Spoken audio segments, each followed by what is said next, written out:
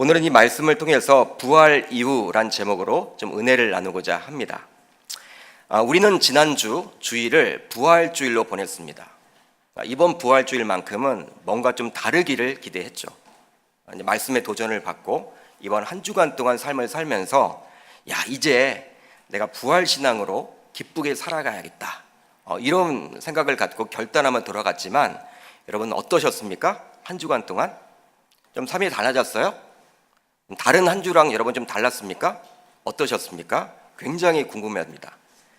아마도 이 예배에 참석한 대부분의 분들은 주님 앞에 송구스러운 마음을 가지고 나왔으리라 생각을 해봐요. 그렇게 살지 못했기 때문에 말씀을 듣고 수없이 다짐하고 결단을 하지만 내 마음대로 흘러가지 않는 것이 바로 우리네 삶이기 때문에 그리하지 않나 생각을 해봅니다. 우리가 말씀을 수없이 많이 듣잖아요.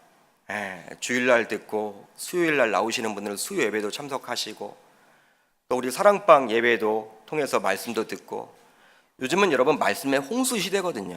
인터넷을 여러분 들어가 봐도 스마트폰 하나만 있으면요 이 말씀하고 여러분 그냥 같이 지낼 수가 있잖아. 유튜브에 들어가서 유명 목사님의 이름을 치거나 교회를 치게 되면 다 여러분 나타나잖아요. 그럼에도 불구하고 말씀을 많이 들어도 그 말씀대로 살지 못하기 때문에 항상 주일날 나와서 회개 기도는 하지만 그렇게 살지 못하는 것으로 인해서 항상 주님 앞에 나올 때마다 죄송스럽고 송구한 마음을 갖지 않으십니까? 저만 그런가요? 저도 마찬가지예요. 지난 한 주 여러분들에게 부활신앙을 선포했기 때문에 나 자신부터라도 이제부턴 그냥 항상 기쁨으로 살아야겠다. 예수님이 부활하셨으니까 그것이 여러분 기쁨의 메시지 아닙니까? 그 기쁨으로 살아야겠다라고 다짐을 했지만 이게 며칠 가지 못하더라고요. 그러게 말씀을 선포하는 목회자의 한 사람으로서 여러분들보다는 저는 더욱더 주님 앞에 송구한 마음을 가지고 이 자리에 서 있습니다. 이렇게 한 주간 동안 말씀대로 살지 못해서 주님께 죄송스러운 마음을 갖고 있는 도중에 제가 이 말씀을 좀 살펴보게 되었는데 이 말씀 안에 드러나 있는 그 제자들의 모습을 통해서 제가 위안을 받게 되었어요. 이 제자들도 예수님의 말씀을 들었습니다. 부활 이후에 너에게 평안이 있을 것이다. 그리고 너희는 사명자로 살아야 한다. 부활하신 주님을 만났음에도 불구하고 그렇게 살지 못하는 그 장면이 오늘 우리가 살펴볼 20장 이후부터 쭉 나오거든요. 그걸 통해서 제가 도전을 받았습니다. 또 기도하는 가운데 하나님께서는 저에게 말씀을 해주셨어요. 사랑하는 아들아, 그래도 너는 말씀을 따라 살려고 몸부림을 쳤잖니. 노력은 해봤잖아. 말씀대로 살지 못하는 사람들이 더 많아. 그러니까 이제부터라도 시작하면 돼. 힘내. 하나님이 저에게 이러한 위안을 주셨어요. 이 시간 예배에 참석해 있지만 말씀대로 살지 못한 것으로 인해서 주님께 자책감을 가지고 나오신 성도님들이 한 분이라도 계신다면 저에게 주셨던 그 하나님의 위로하심을 이 시간 말씀을 듣는 도중에 동일하게 받으셔서 위로를 받고 평안을 얻고 돌아갈 수 있기를 주님의 이름으로 축복합니다. 오늘 말씀 요한복음 20장을 보게 되면요 예수님의 12제자 가운데 한 명이 등장을 합니다. 누구입니까? 바로 그 유명한 도마입니다. 도마라는 사람이에요. 제가 몇 년 전 남인도를 갔을 때 제가 시간이 없어서 거기에 들러보지 못했는데 남인도에 현대자동차 공장이 있습니다. 현대차 공장이 있는 도시가 바로 첸나이라는 곳인데 이 첸나이라는 곳에 가면요 유명한 교회가 있어요. 도마 기념교회입니다. 도마 기념교회. 도마가 기도했던 곳도 있고 도마의 성지예요. 인도에 있더라고요. 그래서 많은 캐톨릭 신자들과 개신교 신자들이 인도를 가게 되면 꼭 방문하는 곳이에요. 근데 그 유명한 도마가 오늘 본문에 등장을 하죠. 예수님께서는 이미 사망 권세를 이기시고 부활하시는 상황이었어요. 그리고 사람들과 여러 상황들로 인해서 두려움을 가지고 있었던 자신의 제자들에게 나타나셔서 이렇게 선포를 합니다. 너희에게 평강이 있을지어다. 할렐루야. 그런데 아마도 도마는 그 현장에 없었던 것 같아요. 그러다 보니 다른 제자들은 도마에게 이렇게 이야기를 합니다. 우리가 부활하신 주님을 만났어. 정말 예수님 부활하셨어. 우리의 스승이신 예수님께서 부활하셨다니까? 여러분 3년 동안 본인과 같이 동고동락을 했던 사람들이 바로 그 제자들이에요. 그런 제자들의 말을 들었음에도 불구하고 이 도마는 이렇게 제자들에게 자신의 의견을 표명하죠. 내가 그의 손에 못자국을 보며 내 손가락을 그 못자국에 넣으며 내 손을 그 옆구리에 넣어보지 않고는 믿지 아니하겠노라. 여러분, 누구의 말입니까? 도마가 이렇게 이야기를 했어요. 제자들에게. 한마디로 도마는 제자들의 말만 듣고서는 예수님이 부활하셨음을 믿지 못하겠노라고 이야기를 합니다. 믿지 못하겠다. 그런데 그 이유가 있으니 바로 무엇입니까? 자신이 직접 보지 않았다라는 거예요. 자신이 직접 만져보지 않았다라는 거예요. 한마디로 자신이 직접 체험하지 않았기 때문에 믿을 수 없다. 실제로 25절 하반절을 보십시오. 25절 하반절을 보게 되면요, 내가 단어가 나와 있죠, 여러분. 그리고 네라는 단어가 또 있습니다. 또 네라는 단어가 나와 있어요. 25절 하반절을 보게 되면요, 짧은 이 한 절 안에 자기 자신에 대해서 3번이나 강조를 해주고 있어요. 내가 중요해, 내가. 도마의 입장에서는.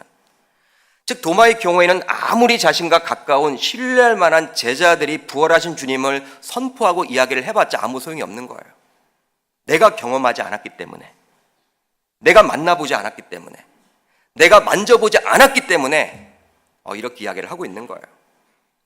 신뢰할 만한 누군가의 말보다도 자신의 체험을 굉장히 강조합니다. 한마디로 의심 많은 도마의 모습을 엿볼 수 있는 것이죠. 여러분, 우리가 12제자 가운데 도마하면 항상 의심 많은 도마로 여러분 기억을 하시죠. 이 상황이에요, 이 상황.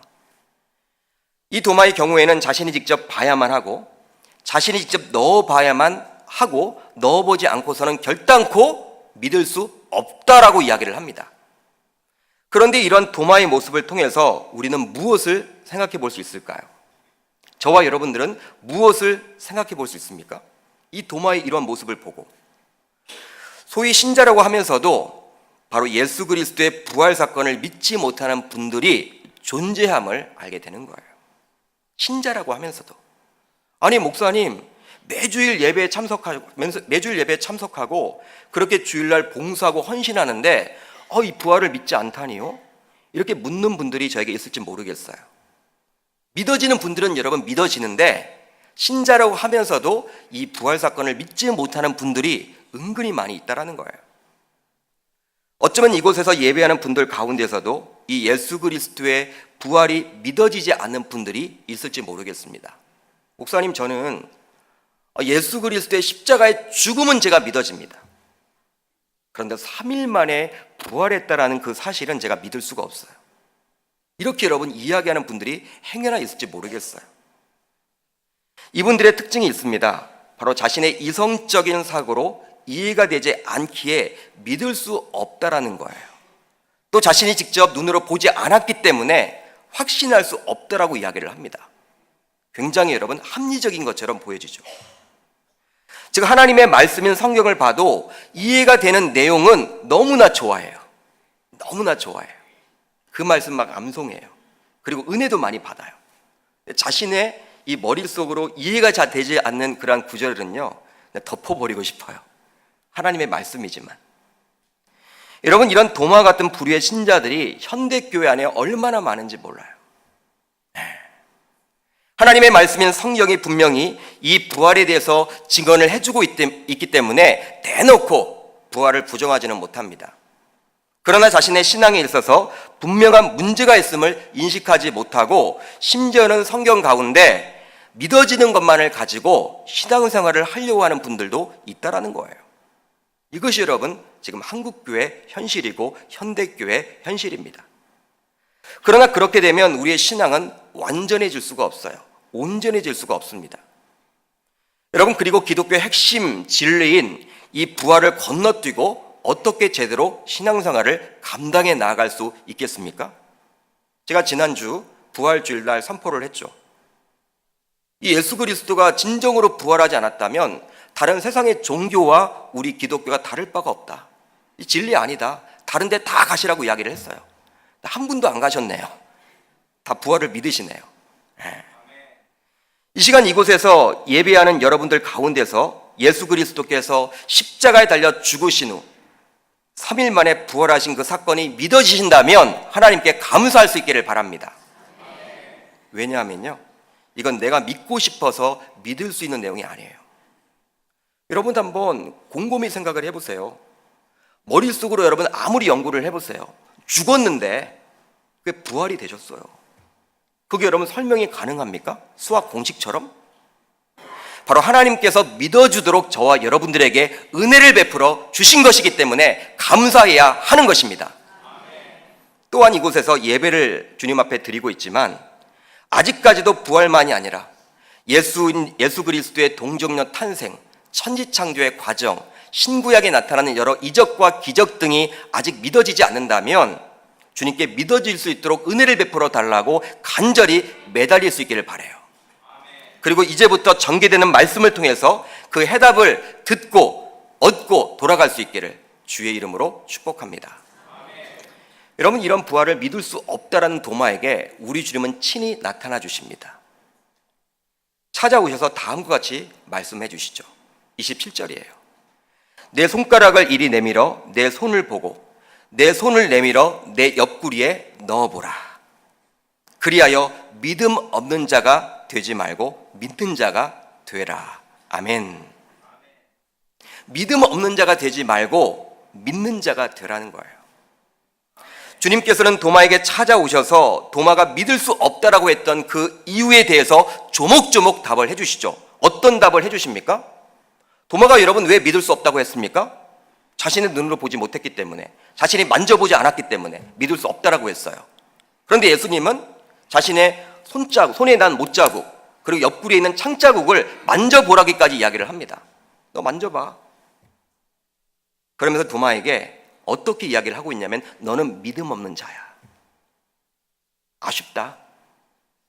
지금까지 나를 3년 동안 따라다니면서 내가 직접 제자 훈련을 시켜줬는데, 그리고 이 부활했다라는 그 사실을 지금 여러 사람들한테 선포를 했는데 너는 신뢰할 만한 그 제자들, 그 동료들, 어쩌면 친구와도 같은 그들 이야기를 듣고도 믿지 못하니 너는 믿음이 없어.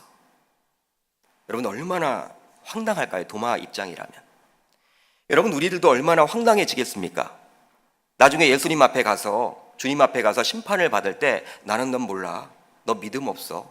나는 믿음 있는 척하고 살았는데, 나는 교회에서 믿음 있다라고 여러분 칭찬을 받았는데, 주님 앞에 갔을 때 믿음 없는 자야, 이런 이야기를 듣게 된다면 얼마나 여러분 허탈할까요?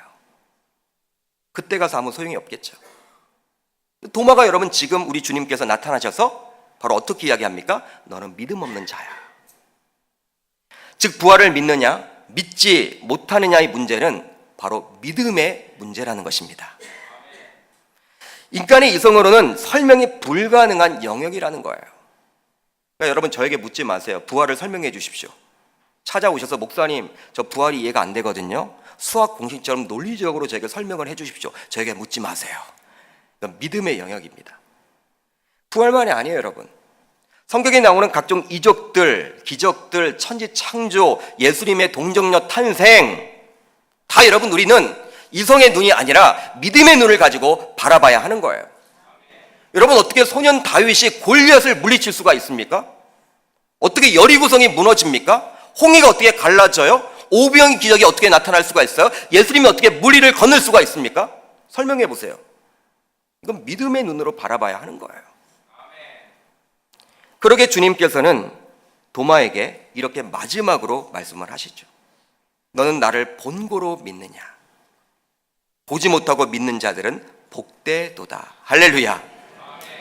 여러분 피조물인 우리들의 좁은 소견으로 어찌 창조주 하나님의 그 일하심 속에서 나타나는 그런 이적 등을 우리가 판단할 수 있단 말입니까? 여러분 우리가 피조물임을 인정해야 돼요. 여러분 믿음의 눈을 갖지 못하면요 자꾸 이성으로 보려고 하는 분들은요 자신이 하나님인 거예요. 자신이 신인 거예요. 신의 존재는 있습니다, 여러분. 시퍼렇게 지금도 하나님은 살아 계십니다. 네. 우리가 여러분 그분을 바라볼 때 믿음의 눈을 가지고 바라봐야지 세상 사람들이 이야기하는 그 이성의 눈만을 가지고 성경을 보게 되면 난도질을 할 수밖에 없게 되는 거예요. 여러분, 목사들 가운데서도요, 죄송합니다만 성경 66권을 하나님의 말씀으로 믿지 아니하는 분들이 있습니다. 신학을 그렇게 배워요. 자유주의 신학이 여러분 문제가 되는 거예요.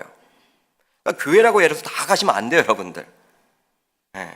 이게 믿어지지 않는데 여러분 이 강단에서 믿는 척 하는 거예요. 여러분, 이게 현실이에요. 영국 같은 나라에서는 교육자를 청빙할 때, 목회자를 청빙할 때 어떻게 합니까, 여러분? 우리는 여러분 성경 66권이 하나님의 말씀임을 인정하고 그걸 여러분 깔아놓고 이제 목회자를 선발하잖아요. 부목사를 뽑거나 단임 목사를 청빙할 때. 여러분, 신문 광고를 보게 되면요, 영국에서는요, 중생을 했느냐, 성경 66권을 하나님의 말씀으로 믿느냐, 이게 여러분 기본 조건이에요. 이걸 여러분 신문에 적어놨다는 것은 무엇이냐면 청빙하는 그 절차 가운데 믿지 않는 목사들도 많다라는 거예요. 신학 자체가 여러분 다 무너졌어요. 여러분, 성경 66권은 누가 뭐래도 하나님의 무오한 하나님의 말씀인 줄 믿으시길 바랍니다. 우리 이성으로 난도질을 해서는 안 되는 거예요. 실제로 히브리 기자는 히브리서 11장에서 믿음에 대해서 다음과 같이 정의를 내려주죠. 믿음은 바라는 것들의 실상이요, 보이지 않는 것들의 증거니. 즉, 믿음은 우리가 바라는 것들에 대해서 확신하는 것입니다. 또한 보이지 않지만 그것을 사실로 받아들이는 거예요. 인정하는 거예요. 아는 거예요. 자신의 눈으로 보고 믿을 수 있는 것은 성경이 말하는 진정한 믿음이 아니라는 거예요. 세상 사람들은 이야기를 하죠. 야, 보여줘봐, 내가 믿을게. 하나님 보여봐, 내가 믿을게. 이건 무식한 소리예요, 여러분. 성경이 말하는 진정한 믿음은 그게 아니에요. 여러분, 보고 나서는 여러분 다 누가 믿죠. 그게 여러분 믿음입니까? 그건 믿음의 정의가 아니에요. 보지 않았지만 그것이 사실임을 아는 것, 이것이 진정한 믿음이라는 거예요. 예수님께서는 의심 많은 도마에게 나타나셔서 이런 성경이 말하는 진정한 믿음의 사람이 되기를 간절히 원했던 것입니다. 사랑하는 도마야, 네가 잘못 알고 있다. 진정한 믿음이란 것은 보지 않고 믿는 거야. 혹시 우리의 이성으로 설명이 불가능하기 때문에 여러분들 가운데 성경에 나오는 각종 이적들과 사건들을 믿을 수 없을지 모를지라도 우리 주님께서는 도마에게 나타나셔서 주신 이 말씀과 같이 우리들도 진정한 믿음을 가짐으로써 그것들을 믿을 수 있기를 바란다라는 사실, 여러분 믿으시길 바라요. 우리 주님도 마찬가지죠. 사랑하는 아들아, 딸아, 신앙생활 하려면 제대로 하면 좋겠다. 제대로 믿으면 좋겠다. 성경 66권이 믿어지면 좋겠다. 우리 주님은 이렇게 이야기를 하고 있어요. 그렇다면 왜 도마는 이런 중요한 믿음을 가지지 못한 것일까요? 여러분, 도마는 왜 이렇게 중요한 믿음을 가지지 못했습니까? 바로 신앙 공동체를 떠나 있었기 때문입니다. 오늘 말씀 24절을 보면 이렇게 나와 있어요. 12 제자 중에 하나로서 디두모라 불리는 도마는 예수께서 오셨을 때에 함께 있지 아니한지라. 예수님께서 제자들에게 나타나셨을 때 그 현장에 없었다라는 사실이에요. 신앙 공동체를 떠나 있었습니다. 신자들 가운데서는요, 신앙생활은 하나님과만 잘하면 돼, 이렇게 주장을 하면서 교회 출석을 안 하고 그냥 주일날 인터넷으로 예배를 드리거나 아니면 방송으로 이렇게 예배를 드리는 분들이 있습니다. 교회에 나가려면 주일날 옷차림도 신경이 써야 되고, 주차도 굉장히 복잡하고, 또 사람들과의 관계가 힘들어지잖아요. 엮이는 게 싫어서 사람들하고 그냥 나는 하나님과의 그런 관계만 잘하면 되지 뭐. 뭐 교회는 뭐 그렇게 그다지 중요하지 않아. 요즘에는 헌금도 온라인으로 내더라고요. 헌금도. 요즘에는 예배 여러분들 인터넷 들어가면요, 실시간이 얼마나 많아요, 실시간이. 그런데 뭐 이번 주에는 이 방송, 다음 주에는 저 방송, 채널을 돌려가면서 집에서 누워서 예배 드리는 분들도 있어요, 여러분. 여러분, 굳이 교회 출석하지 않아더라고 생각을 하는 분들이 있습니다. 소위 가나안 성도들이죠. 가나안 성도들. 근데 가나안, 여러분 거꾸로 이렇게 뒤집어 보면 무엇입니까? 안 나가. 안 나가 성도들이에요. 안 나가 성도들인데 가난한 성도라고 보통 이야기를 해요. 근데 서울 경기권만 한 100만 명이 된다고 하네요. 본인은 여러분 갤럽 조사 같은 데에서 종교를 여러분 조사하게 되면 기독교래요. 체크를 딱 해. 근데 교회는 안 나가. 다 하나님 믿는데, 예수님 믿는데, 구원의 확신이 있대. 근데 교회는 안 나가. 희한하죠. 구원의 확신이 있으면 교회 나와야 될 텐데. 자기 확신 같아. 이게 누가 준 확신인지 모르겠어. 그런 분들이 얼마나 많은지 몰라요. 우리들 주변에 관계를 맺기 싫고, 이렇게 여러분 이 자리에 나온 것만 해도 여러분 굉장히 여러분 은혜입니다. 은혜. 저는 얼마나 감사한지 몰라요. 여러분 이 자리 11시 예배에 여러분 사수하셨잖아요. 이 본예배 사수하셨잖아요. 이건 대단한 거예요. 대단한 거. 제가 보기에는 어떨 때는 여러분 목사인 저도 늦잠 자고 싶을 때가 있는데, 여러분 얼마나 피곤하세요. 월요일부터 토요일까지 달려오셨잖아요. 이 주일만큼은 남들처럼 세상 사람들처럼 놀러도 가고 싶고, 쇼핑도 하고 싶고, 가족들하고 식사도 하고 싶고, 늦잠도 주무시고 싶고, 근데 그런 유혹들을 다 이겨내고 여기 오셨잖아요. 여러분 이게 은혜 아닙니까? 여러분 가난한 성도가 얼마나 많은지 몰라요. 그렇지만 분명한 것은 신앙의 공동체를 떠나게 되면 오늘 말씀에 나오는 도마와 같이 주님의 부활까지도 의심하게 되는 사람으로 변하게 될 수도 있다는 것입니다. 시간이 흐르면 흐를수록 그동안 가져왔던 믿음조차도 다 잊어먹게 돼요. 잃어버리게 돼요.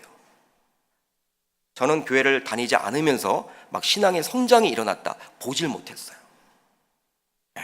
보질 못했어요. 그런 사람이 있으면 여러분 저에게 모시고 오세요. 제가 밥 사드릴게요. 보질 못했어요. 여러분 시험에 빠지게 되는 첩경은 바로 공동체에 속해 있지 않게 될 때 주로 일어나는 거예요.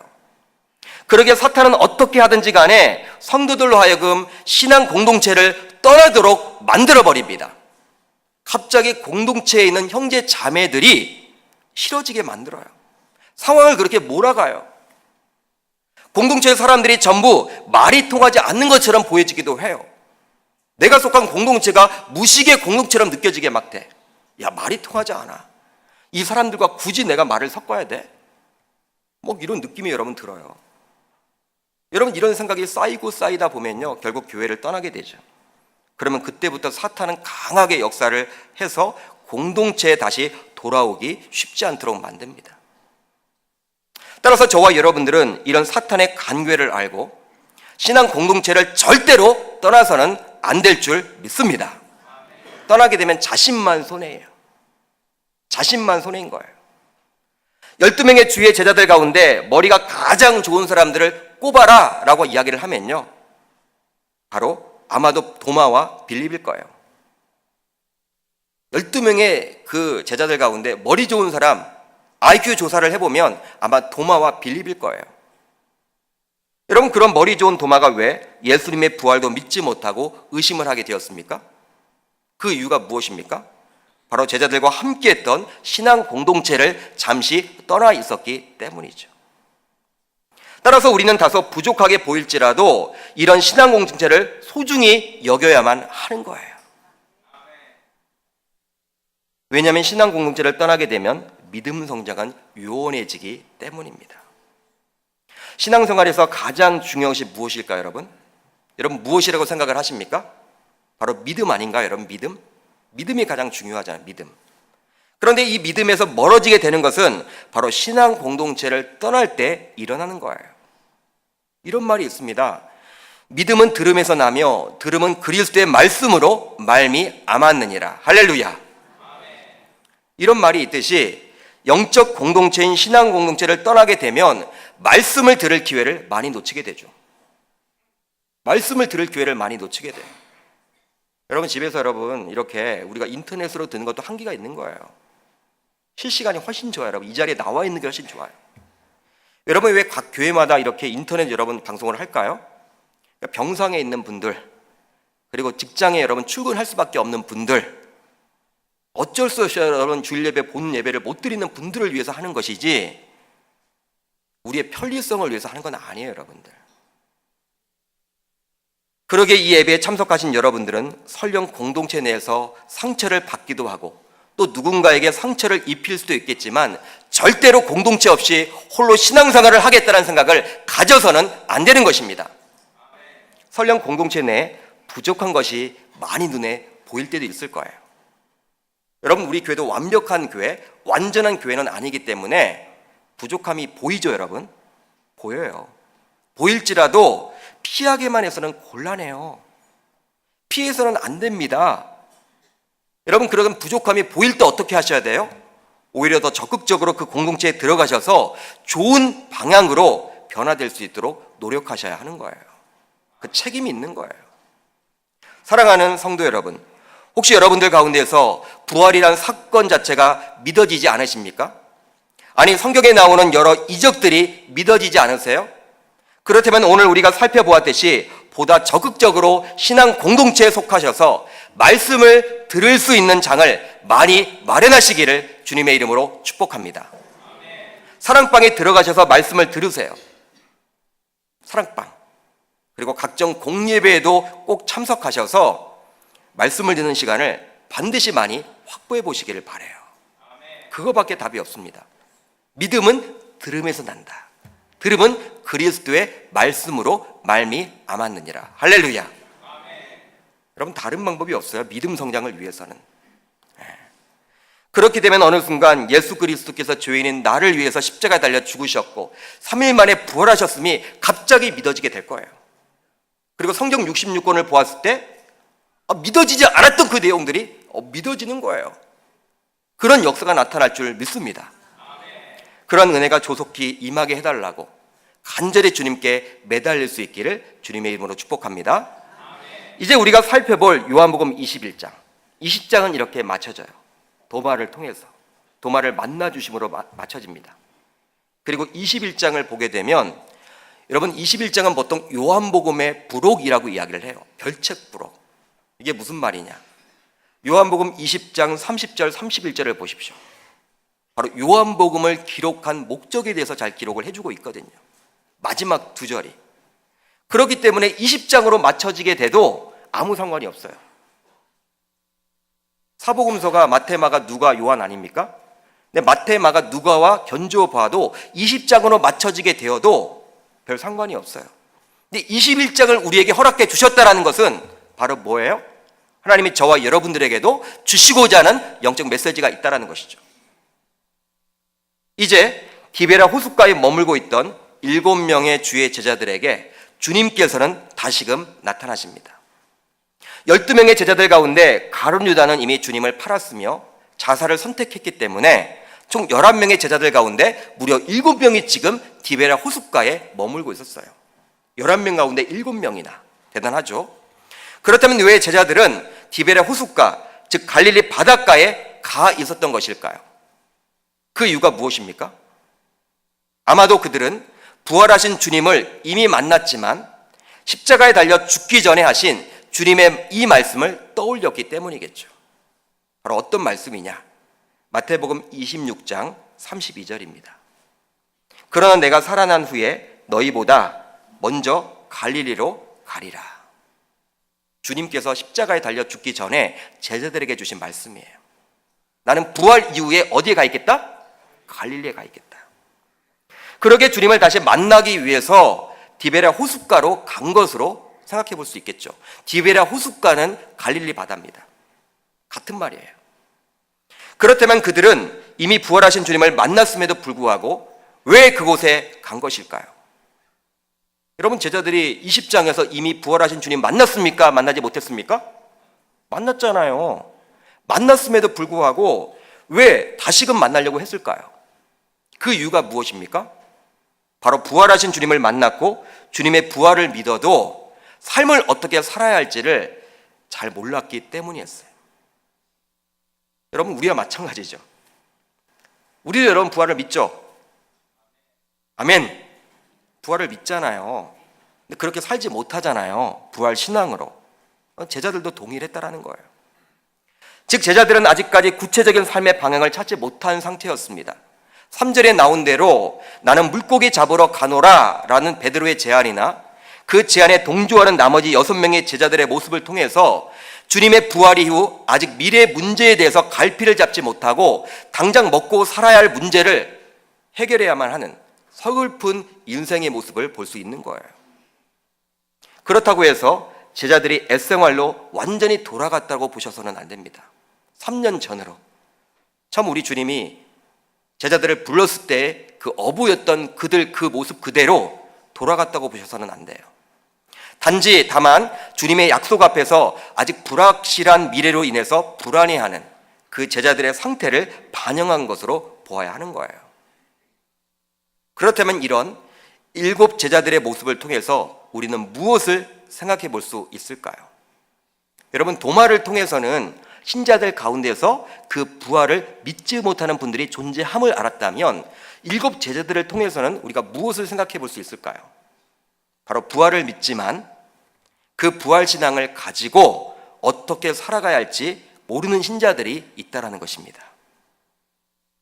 어쩌면 여기에서 예배하는 많은 분들이 삶에서 부활 신앙으로 어떻게 살아가야 하는지 잘 모르기도 할 거예요.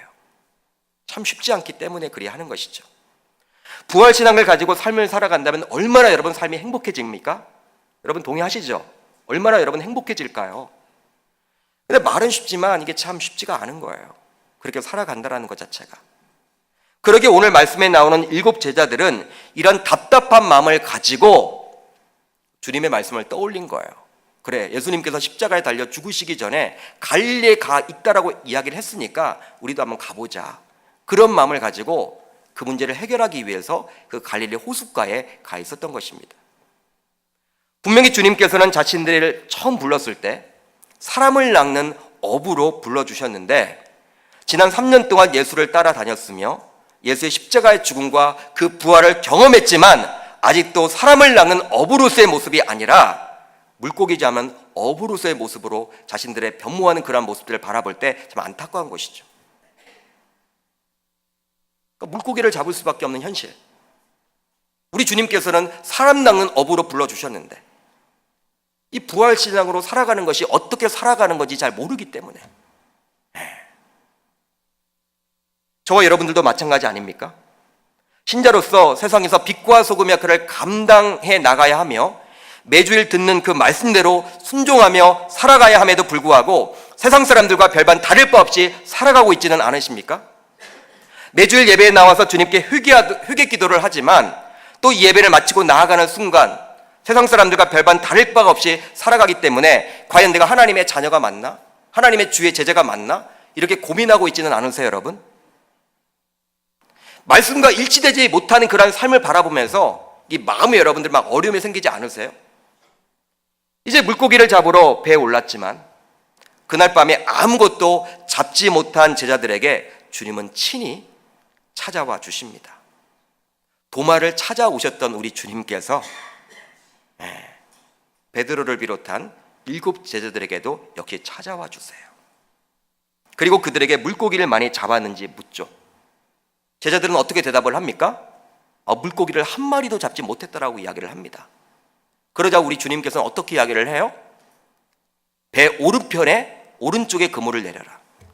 마치 누가복음 5장을 보게 되면 처음 베드로를 만났을 때 아무것도 잡지 못했습니다라고 했을 때 깊은 곳에 가서 그물을 던지라고 했던 그것과 비슷한 이야기를 해주고 있는 거예요. 이런 이야기를 하고 있음에도 불구하고 베드로를 비롯하여 제자들은 자신들에게 이렇게 말씀하신 이가 누구인지 전혀 파악을 하지 못하고 있는 거예요. 요한만이 주님의 목소리를 듣고 알아차릴 따름입니다. 그 내용이 바로 오늘 말씀 4절에 나오는데요. 우리 4절을 한번 같이 읽어보도록 합니다. 시작.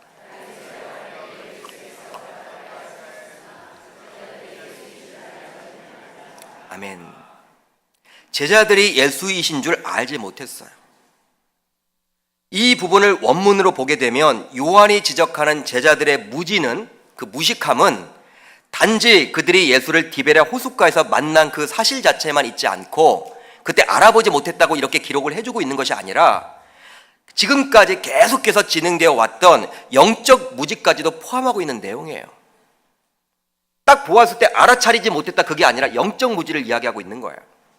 여기에 나와 있는 이 내용은 주님에게서 3년 동안이나 제자 훈련을 받았던 제자들입니다. 그렇기 때문에 주님의 목소리를 듣고 주님임을 금방 알아차려야만 했던 거예요. 그리고 주님의 부활하심을 그들은 직접 눈으로 보았습니다. 그리고 부활 이후에 먼저 갈릴리에 가 있겠다고 말씀하셨기 때문에 제자들이라면 누군가 자기가 말을 했을 때 주님이라고 생각을 해봐야 되겠죠. 여러분, 주님이라고 의심을 해봐야 될 거 아니에요. 그리고 확신을 가져야 될 거 아니에요. 3년 동안 목소리를 들어봤는데, 그리고 전장 20장에서 부활하신 주님을 이미 만났거든요. 특별히 베드로의 경우에는 3년 전과 비슷한 요구를 주님이 했기 때문에 깊은 곳에 가서 그물을 던져라.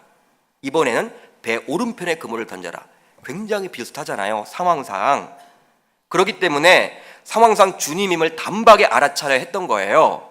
그런데 사도 요한만이 목소리를 듣고 알아차려요. 나머지 제자들은 아무것도 반응하지 못해요. 이런 영적 무지를 가지고 삶을 살아가기에 주님의 정확한 의도를 제대로 파악하지 못하고 삶을 살아가는 제자들의 모습을 볼 수가 있는 것이죠. 그러니까 영적으로 민감하지 못한 거예요. 이런 모습이 바로 저와 여러분들의 모습 아닙니까? 부활도 믿고 성경에 나오는 각종 여러 가지 이적과 기적을 믿고 하나님의 일하심을 믿지만 영적으로 깨어있지 못하고 무지하기 때문에 세상에 나가서는 별반 영향력 없이 살아가고 있지는 않으십니까, 여러분? 주님께서 매주 이 강단을 통해서 말씀을 해주시잖아요. 사랑방에서도 말씀을 해주시잖아요. 각종 공예배에서도 말씀을 해주시잖아요.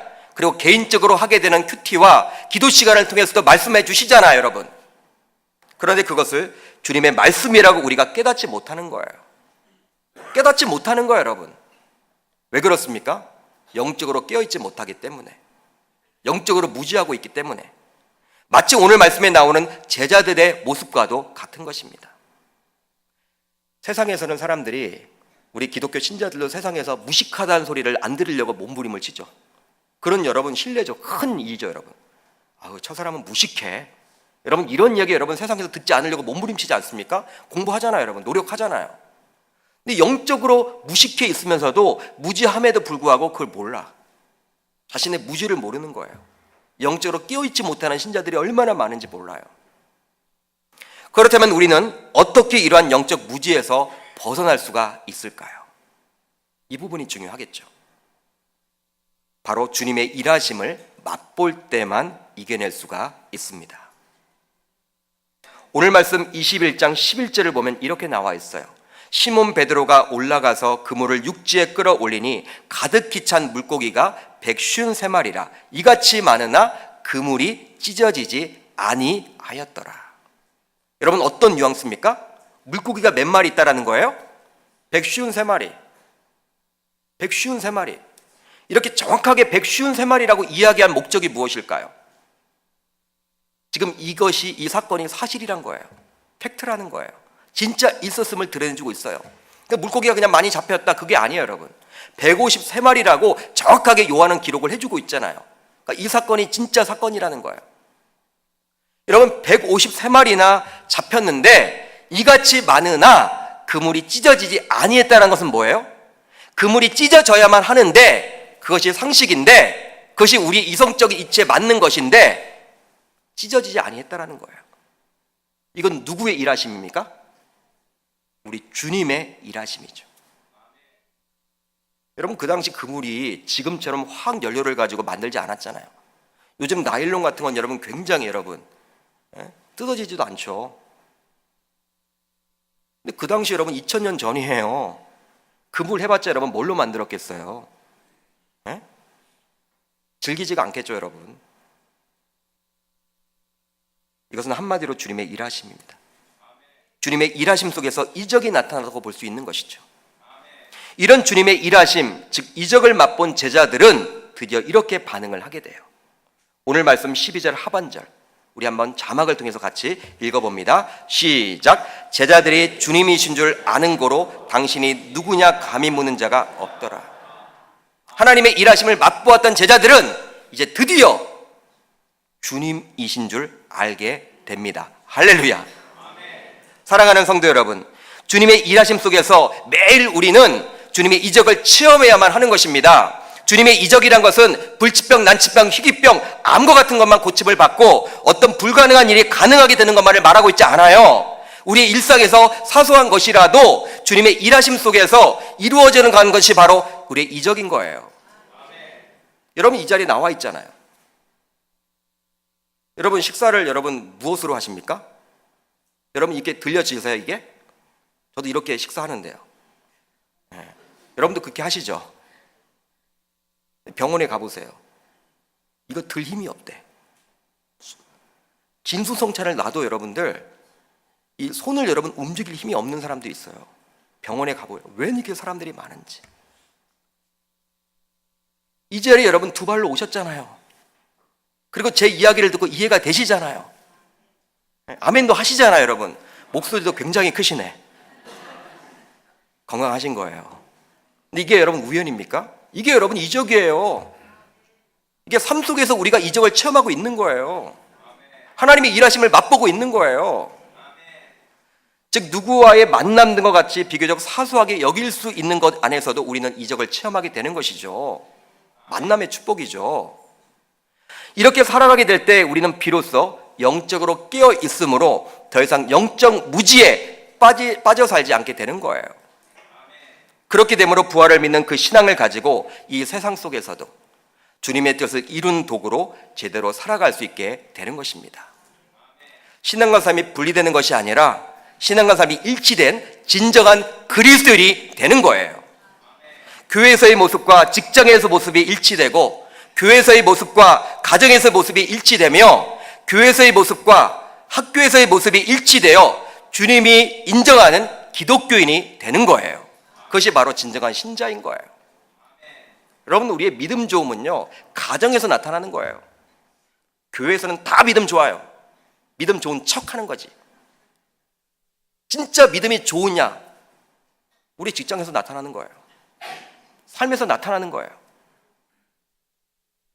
근데 우리는 교회 안에 갇혀져 있는 신앙이 굉장히 많아요. 이게 지금 현대교회 문제예요. 우리 계명교회도 여기에 속해 있어요. 여러분 우리가 그렇게 살아가야 되지 않겠습니까? 우리 계명교회만큼은 좀 살아있는 교회가 되어야 되지 않겠습니까? 바로 주님의 일하심을 항상 느끼며 살아갈 때 가능해지는 것입니다. 주님의 이적이 일상이 되는 삶을 살아감으로 주님의 이적이 일상이 되는 삶을 살아감으로 영적으로 깨어있으므로 삶과 신앙이 일치되는 멋진 계명교회 교인 되시기를 주님의 이름으로 축복합니다. 이제 말씀을 정리합니다. 부활 이후 도마의 모습과 7명의 제자들의 모습은 바로 저와 여러분들의 모습과도 같아요. 안타깝게도 여전히 부활 이후지만 부활과는 상관없이 살아가는 저와 여러분들의 모습과도 같습니다. 그러나 이러한 제자들은 부활 신앙으로 살지 못했지만 결국 주님을 만남으로 회복되었어요. 우리도 마찬가지입니다. 여러분들이 이 자리에 나오셨잖아요. 디베랴 호숫가에 찾아갔던 그 제자들을 만나주신 주님께서 이 자리에 나오신 여러분들도 만나주시리라 저는 믿습니다. 이 신앙을 붙들고 우리가 나아가는 거예요. 살아있는 신자. 할렐루야. 이 부활 신앙으로 살아가는 부활 이후의 삶이 되시기를 주의 이름으로 축복합니다.